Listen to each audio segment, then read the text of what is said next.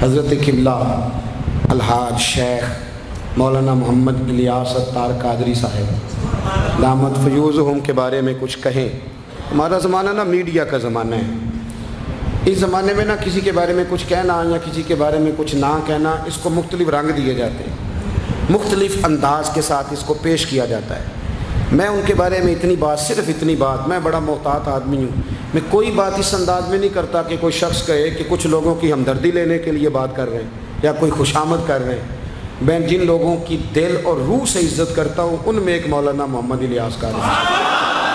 کل بھی، اور میں انہیں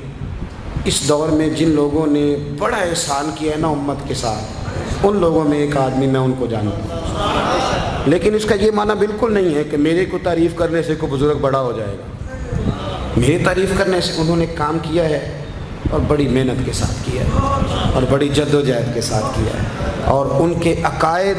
ان کے نظریات وہی نظریات ہیں جو 1400 سال سے امت مسلمہ کے نظریات ہیں، اور مضبوط افکار و نظریات کی مالک بخش۔ کسی شخص کے طریقہ کار سے کسی کو اختلاف ہو سکتا ہے، لیکن اگر کسی کا عقیدہ ٹھیک ہو، عمل مضبوط ہو